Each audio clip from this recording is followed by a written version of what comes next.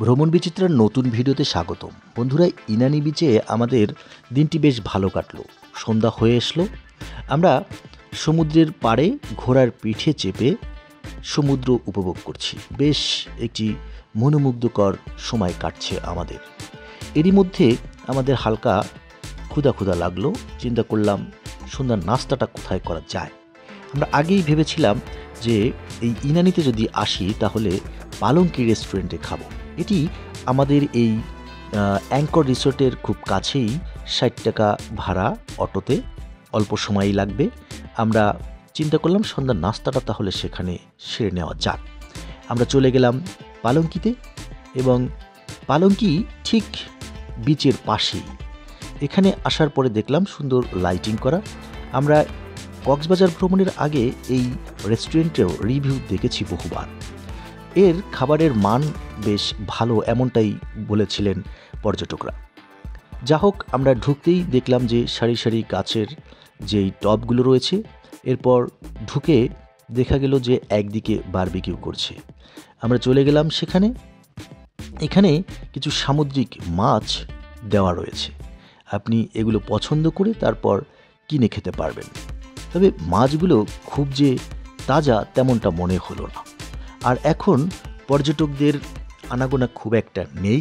হালকা শীত, তবুও কেমন যেন পর্যটক শূন্য কক্সবাজারের এই ইনানিতে বরাবর সবসময়ই একটু পর্যটক কম থাকে। আর এখানে এসে দেখলাম যে কিছু কাবাব তৈরি করে রেখেছে তারা। যদিও এখন লাইভ এগুলো করা ছিল না, এগুলো আগে থেকেই তারা প্রস্তুত করে রেখেছিল। নিচ থেকে উঠিয়ে আমাদের দেখাচ্ছিলেন যে কত ধরনের কাবাব রয়েছে। আমাদের সঙ্গে বাচ্চা রয়েছে, তাই আমরা চেয়েছিলাম যে স্পাইসি বা ঝাল না থাকুক এমন একটা কাবাব। সেই ক্ষেত্রে ওরা আমাদেরকে রেশমি কাবাব সাজেস্ট করলো। আমরা চিন্তা করলাম তাহলে রেশমি কাবাব খাওয়া যেতে পারে, এবং এর সাথে গার্লিক নান। বেশ ভালো লাগলো। তারপরে আমরা গিয়ে আস্তে আস্তে এর বাইরের যে দৃশ্য, লাইটিংগুলো চমৎকার, সেগুলো দেখতে দেখতে আমরা ভেতরে প্রবেশ করছি। বন্ধুরা, এই পালঙ্কি রেস্টুরেন্টে আপনি যদি আসেন, দুপুরের এবং রাতের খাবার খেতে আসতে পারেন।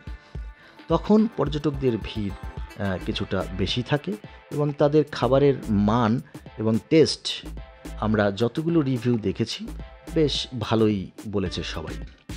এখানে একটা আভিজাত্যের ছোঁয়া রয়েছে তাদের এই ভিতরের ইনডোরের যে ডেকোরেশন রয়েছে সেগুলোতে।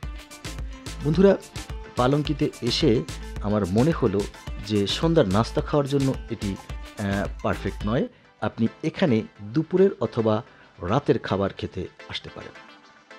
যাই হোক, আমাদের নান এবং কাবাব চলে এসেছে। আমরা সন্ধ্যার নাস্তা সেরে আমরা চলে যাব খুব দ্রুত আমাদের রিসোর্টে।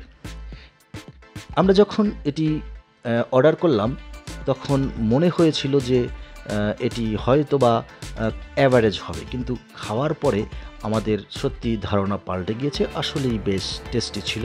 বিশেষ করে কাবাবটি খুবই সফট এবং নানটাও ভালো ছিল। তাছাড়া এই ধরনের রিসোর্ট বা রেস্টুরেন্টগুলোতে আপনারা দেখবেন যে খাবারে ভ্যাট, সার্ভিস চার্জ এগুলো ধরা হয়, এবং এই সব কিছু মিলিয়ে দামটা কিন্তু বেড়েই যায়।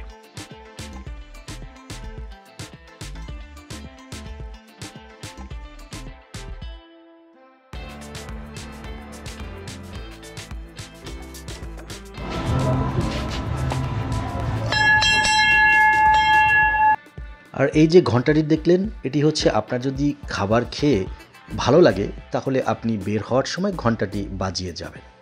বন্ধুরা, আমরা আমাদের এই ভিডিওটি এখানে রাখছি।